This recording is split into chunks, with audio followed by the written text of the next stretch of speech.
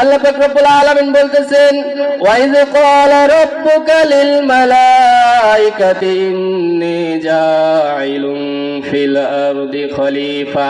হে নবী, আপনি সেই দিনের কথা স্মরণ করুন যেদিন আপনার আল্লাহ পাক রব্বুল আলামিন, যেদিন আপনার রব, যেদিন আপনার পালনকর্তা ফেরেশতাদেরকে ডেকে বলল, আমার ফেরেশতারা তোমরা শুনে রাখো, ইন্নী জাইলুন ফিল আরদি খলিফা, নিশ্চয় আমি জমিনে প্রতিনিধি সৃষ্টি করব, নিশ্চয় আমি জমিনে খলিফা পাঠাবো, যে খলিফা আমার হয়ে কাজ করবে, যারা নাকি আমার দ্বীন প্রচার করবে, যারা নাকি আমি আল্লাহর কোরআন প্রচার করবে, এরকম প্রতিনিধি আমি দুনিয়ার মধ্যে পাঠাবো।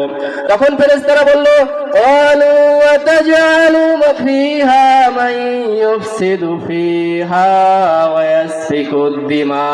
ফেরেশতারা তখন বলল, হে আল্লাহ তাআলা, আপনি কি এমন জাতি সৃষ্টি করবেন যারা দুনিয়াতে গিয়ে ফাসাদ সৃষ্টি করবে, যারা দুনিয়াতে গিয়ে দাঙ্গা হাঙ্গামা করবে, যারা দুনিয়াতে গিয়ে একে অপরের সাথে মারামারি কাটাকাটিতে লিপ্ত হবে, আপনি কি এমন জাতি সৃষ্টি করবেন? আল্লাহ পাক রব্বুল আলামিন তখন আমাদের হয়ে আল্লাহ পাক রব্বুল আলামিন আমাদেরকে ভালোবেসে জবাব দিলেন, ওয়ালা ইন্নী আ'লামু মা লা তা'লামুন। রব্বুল আলামিন হযরত জিবরাইল আমিনকে হুকুম করলেন, ও জিবরাইল, যাও দুনিয়ার মধ্যে চলে যাও এবং দুনিয়ার মধ্যে থেকে কিছু মাটি নিয়ে আসো, যে মাটি দ্বারা আমি আদমকে সৃষ্টি করব।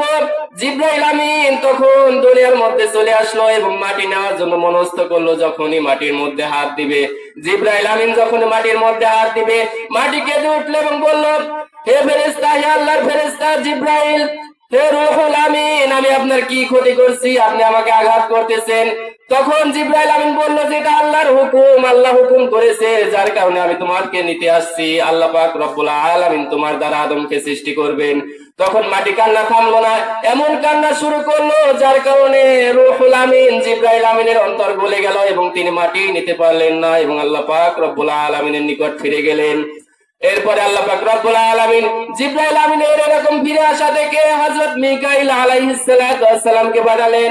হযরত মিকাইল আলাইহিস সালাতু ওয়াস সালাম হচ্ছে মেঘের ফেরেশতা, যার হাতে আল্লাহ পাক রব্বুল আলামিন বাতাস, মেঘ এবং যত ধরনের পরিবেশ প্রতিকূলের আছে সবকিছু যার হাতে আল্লাহ পাক রব্বুল আলামিন কন্ট্রোল করেন।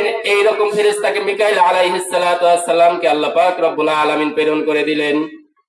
মিকাইল আলাইহিস সালাতু ওয়াস সালাম দুনিয়ার মধ্যে এসে মাটি নেওয়ার জন্য যখনই হাত দিল, মাটি তখন আবার কান্না শুরু করলো এবং বলল, আমি আপনার কি ক্ষতি করেছি যে আপনি আমাকে আঘাত করতেছেন, যে আপনি আমাকে কষ্ট দিতেছেন?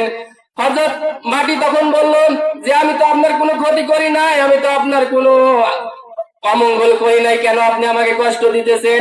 মিকাইল তখন বলল, এটা আল্লাহ পাক রব্বুল আলামিনের হুকুম, সুতরাং আল্লাহ পাক রব্বুল আলামিনের হুকুম আমাকে পালন করতেই হবে।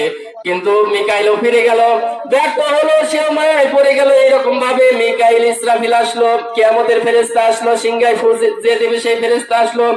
এরপরে শেষ পর্যন্ত মালাকুল মউত, যারা আমাদের জান কবজ করে থাকে, আজরাইলকে আল্লাহ পাক রব্বুল আলামিন প্রেরণ করলেন এবং আজরাইল আলাইহিস সালাতু ওয়াস সালাম আসলেন।